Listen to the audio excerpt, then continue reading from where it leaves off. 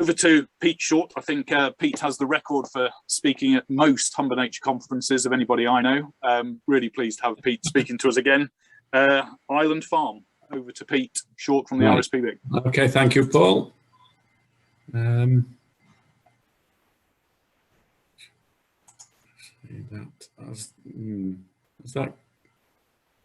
that come up at all? Not there yet, Pete. No.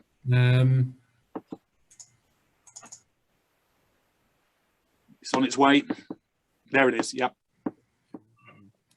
See if I can just enlarge it. No.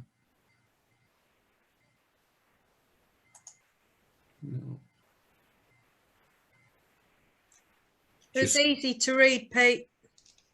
Right, you can see it. Okay, yeah. I'm just trying to. Come on.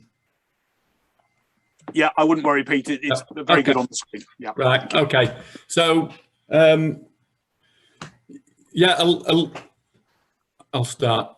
So, for any of you who might not know where the Island Farm is, you can just see on there Alpborough Flats and Blacktoft Sands above the red outlined area.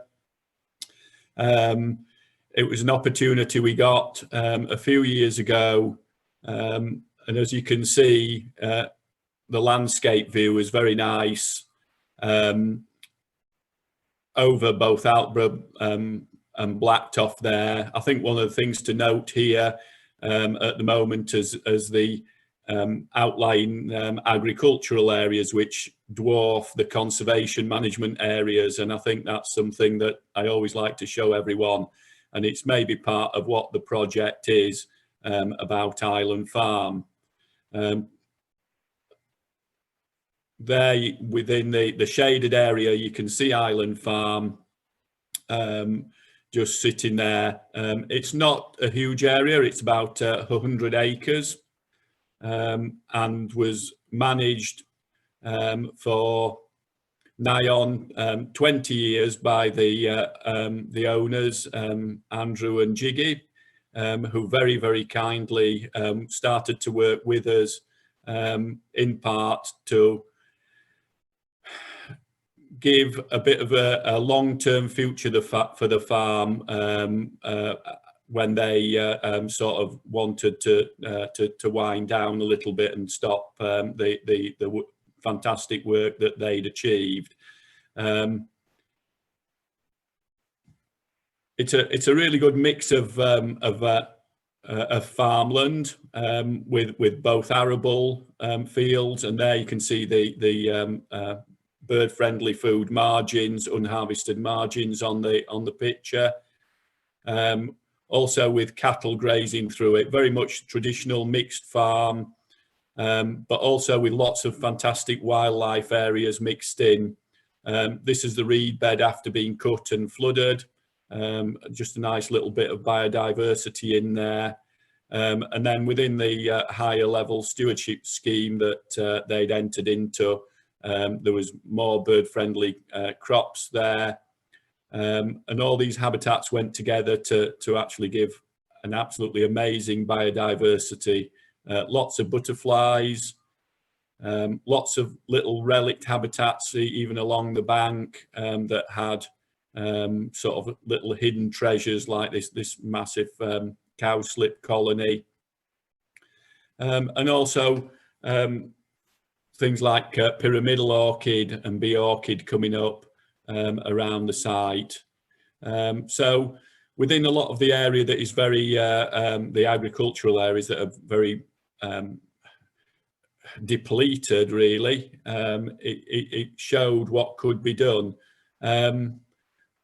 Really nice sort of little, there's a series of about 3 or 4 black poplars. This is one of the logs with rosy silk gill, I think it is, which is quite an unusual fungi. And then actually on the side, alongside the farm, is the River Trent and the mud flats, which in the last few years have started to hold more and more wildfowl and waders. And I think, again, that's part of the effect of both Altborough and Blacktoft and Island Farm, giving that perfect refuge for these birds and the confidence to start roosting. So anything up to 20,000 birds. These are a golden plover, and there was 10,000 last year. And then on high tide, they start coming up and onto the farm to roost or feed on the evening.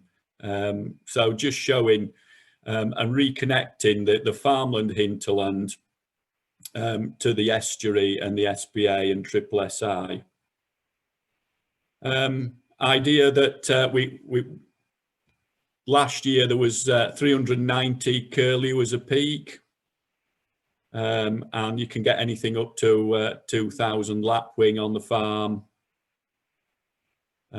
In summer, yellow wagtails come in and feed around the cattle. They can build up to good numbers. While around the house they have up to 30 pairs of tree sparrow. Even the reed beds along the edge of the farm and the river are fantastic. There was up to 49 bearded tits this year. And in fact, I was carrying out surveys over the last 2 months for some of the planning that we've been doing.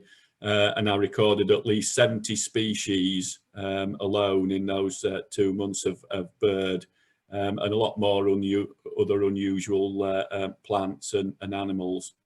3 species of owl on the farm, including nesting barn owls, but also tawny and little owl. But it was about in that 2017 that the RSPB started to look at actually purchasing the farm. I just got told I had to get it all funded, which was quite an interesting challenge. And as a team, we split it into 4 acquisition stages. These were this was the first 2, and these got separately funded very kindly by the Bannister Trust. Again, you can see in the distance the 1 which is Blacktoft, 2 which is Faxfleet, 3 which is Whitton Island, and 4 which is Altborough Flats, and the amalgamation of what we do. We then very kindly, with the support of lots of people, including the Humber Nature Partnership, who donated a bit of money towards the plans for what we might want to do on these 2 fields.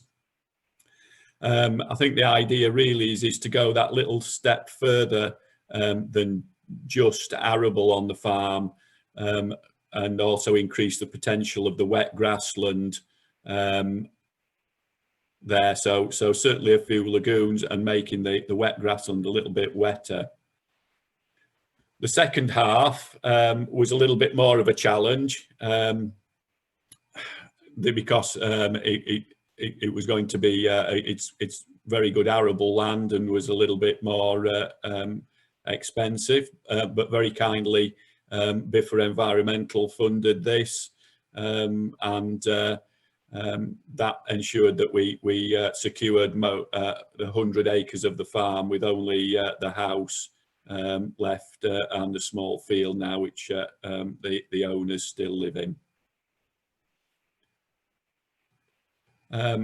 Plans again for that are very much a sort of initial thoughts of creating wet grassland through them, but the arable, that can be very good. I'll be very loath to give it, and there I think you get a problem when you're only working with 100 acres, is that actually once you've got that, you say, I wish I had 200 acres.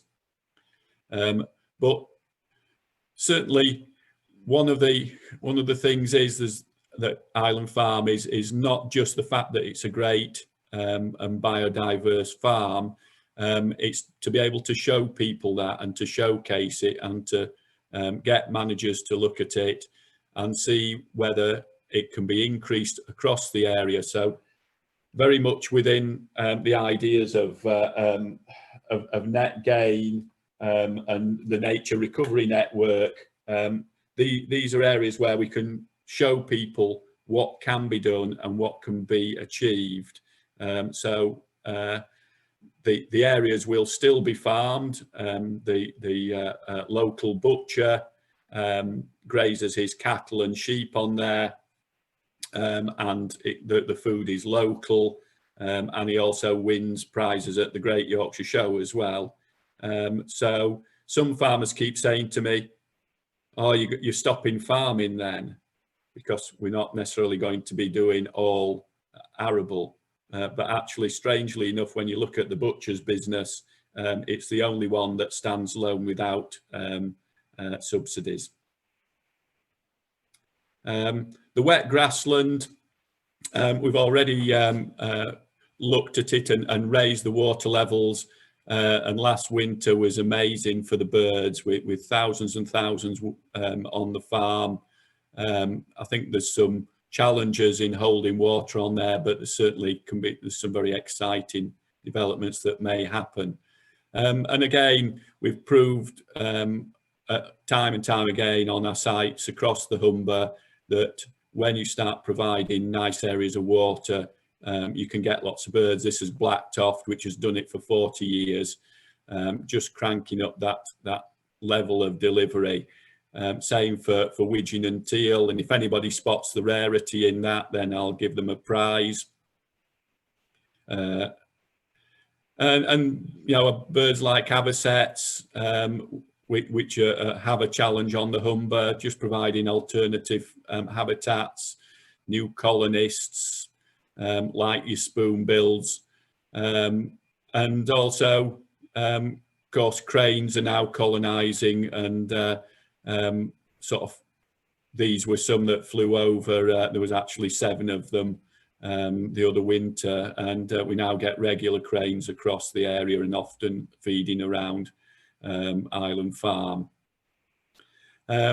So just a snapshot into what we want to do and what we're achieving. The reality is that if you could just times this out across the Humber and down the Humber, you've got 50 miles to work with, and just providing that little bit of extra hinterland of what is a very depleted habitat alongside the arable and the triple SI, you're actually starting then to really deliver for wildlife, which is really what we want.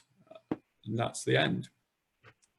Thanks very much, Pete, and a really lovely way to finish with those images, and a bit of a challenge as well. I think that's a really great piece of work the RSPB have got going on there, and as you say, for the last 40 years, really great way to finish our presentations.